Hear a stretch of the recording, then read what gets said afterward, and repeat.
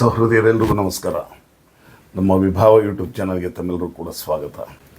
ಬಂಧುಗಳೇ, ಸಿನಿ ಭಾವ ಜಗತ್ತು ಇದರ ಸಂಚಿಕೆಯನ್ನು ಈಗ ಪ್ರಸ್ತುತಪಡಿಸ್ತಾ ಇದ್ದೇವೆ. ಇವತ್ತಿನ ದಿವಸ ಆರಿಸ್ಕೊಂಡಿರುವಂತಹ ಸಿನಿಮಾದ ಗೀತೆ ಅಂದರೆ 1971ರಲ್ಲಿ ತೆರೆಕಂಡ ಹರೇ ರಾಮ ಹರೇ ಕೃಷ್ಣ ಹಿಂದಿ ಸಿನಿಮಾ ಅತ್ಯಂತ ಯಶಸ್ವಿಯಾಯಿತು. ಮುಖ್ಯ ಭೂಮಿಕೆಯಲ್ಲಿ ದೇವಾನಂದ್, ಝೀನತ್ ಅಮಾನ್, ಮುಮ್ತಾಜ್ ಇವರೆಲ್ಲ ನಟಿಸಿದ್ದಾರೆ. ಬಹಳ ಯಶಸ್ವಿಯಾದಂಥ ಸಿನಿಮಾ. ದೇವಾನಂದ್ ಅವರೇ ಈ ಸಿನಿಮಾವನ್ನು ನಿರ್ದೇಶಿಸಿದರು. ದೇವಾನಂದ್ ಒಂದು ರೀತಿ ಸೃಜನಶೀಲ ವ್ಯಕ್ತಿ. ಸಿನಿಮಾದಲ್ಲಿ ಹೊಸ ಹೊಸ ಪ್ರಯೋಗವನ್ನು ಮಾಡ್ತಾಯಿದ್ದರು. ಹೊಸ ಹೊಸ ನಟ ನಟಿಯರನ್ನು ಪರಿಚಯಿಸಿ ಸಿನಿಮಾವನ್ನು ಯಶಸ್ವಿ ಮಾಡ್ತಾಯಿದ್ರು.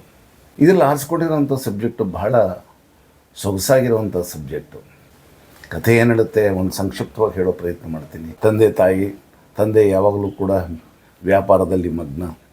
ತಾಯಿ ತನ್ನದೇ ಆದಂಥ ಯಾವುದೋ ಒಂದು ಚಟುವಟಿಕೆ, ಮಹಿಳಾ ಸಮಾಜ ಇತ್ಯಾದಿ. ಹೀಗಾಗಿ ಮಕ್ಕಳ ಬಗ್ಗೆ ಗಮನ ಇರೋದಿಲ್ಲ. ಒಬ್ಬ ಮಗಳು, ಸಣ್ಣ ಸಣ್ಣ ಮಕ್ಕಳು. ಇವರಿಬ್ಬರ ತಂದೆ ತಾಯಿ ವೈಮನಸ್ಯ. ಇದರಲ್ಲಿ ಇಬ್ಬರು ಬೇರೆ ಆಗ್ತಾರೆ.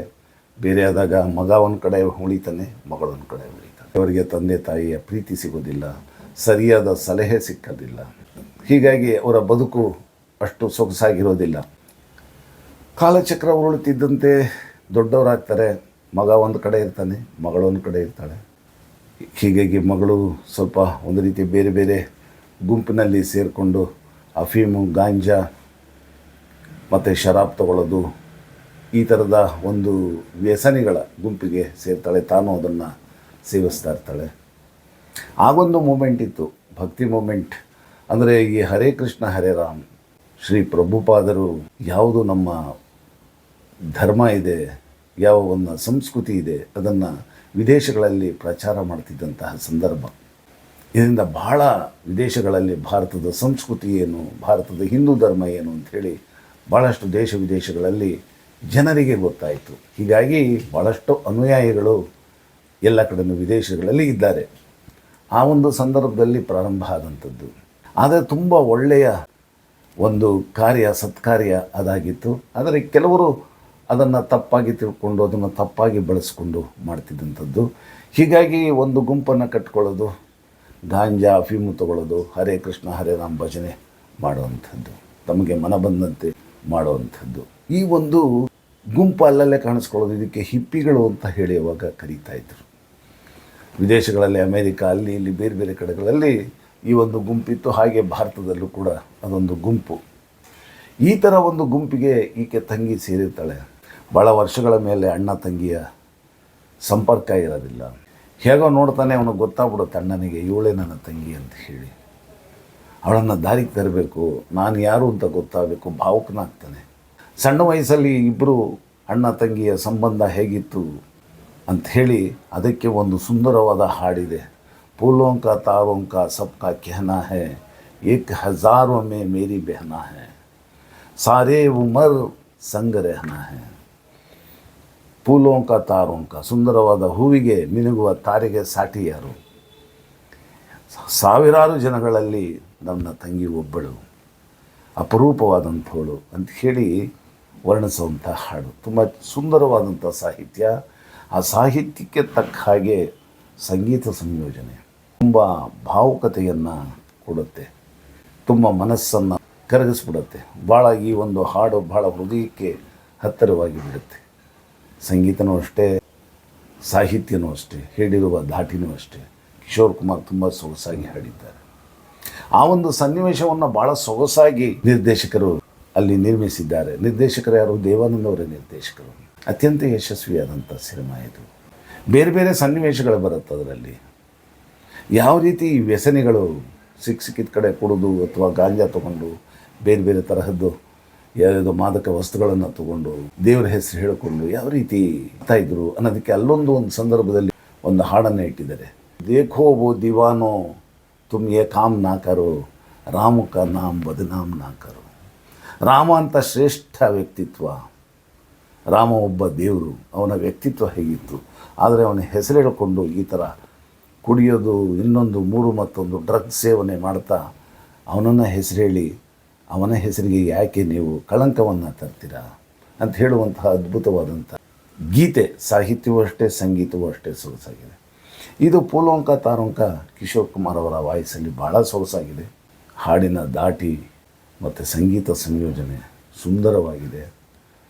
ಮತ್ತು ಎಲ್ಲೆಲ್ಲಿ ಆ ಭಾವುಕತೆಯ ಶಬ್ದಗಳು ಬರುತ್ತೆ ಅದಕ್ಕೆ ತಕ್ಕ ಹಾಗೆ ಆ ಮ್ಯೂಸಿಕ್ ಏನಿದೆ, ಸಂಗೀತ ಸಾಥ್ ಕೊಡುತ್ತೆ. ಭಾಳ ಸೊಗಸಾದಂಥ ಗೀತೆ ಅಂತ ಹೇಳ್ಬೋದು. ಈ ಗೀತೆಯನ್ನು ನಾನು ಹಾಡೋದಕ್ಕೆ ಪ್ರಯತ್ನ ಮಾಡ್ತೀನಿ.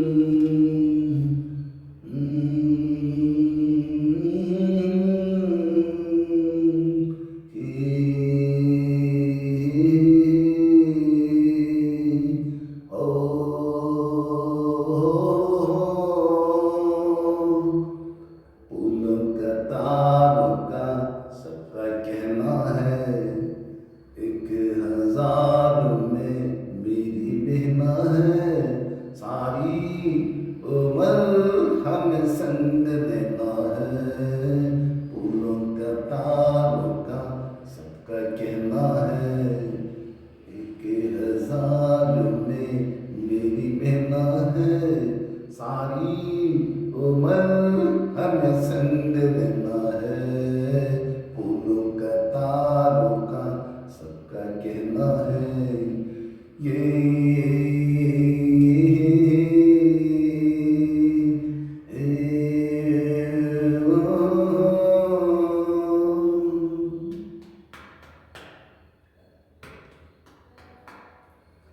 जब से मेरी आंखों से हो गई तू दूर, तब से सारे जीवन के सपने चूर।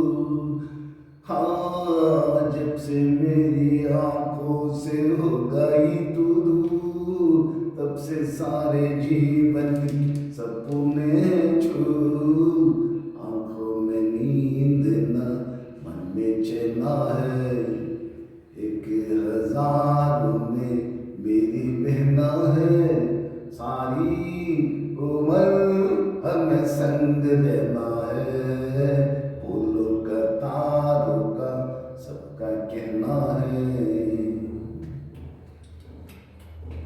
देखो हम तुम दोनों एक डाली के फूल, मैं ना बोला तो कैसे मुझको गई भूल। हाँ, देखो हम तुम दोनों एक डाली के फूल, मैं ना बोला तू कैसे मुझको गई भूल। अब मेरे पास आ के जो कहना है, 1000 में मेरी बहना है, सारी उम्र हमें संग रहना है, फूलों का तारों का सबका कहना है। जीवन के दुखों से यूं डरते नहीं है, ऐसे हंस के सच से गुजरते नहीं है। हाँ, जीवन के दुखों से यूं डरते नहीं है, ऐसे मत के सच से गुजरते नहीं है। सुख है चाहे तो भी सहना है, 1000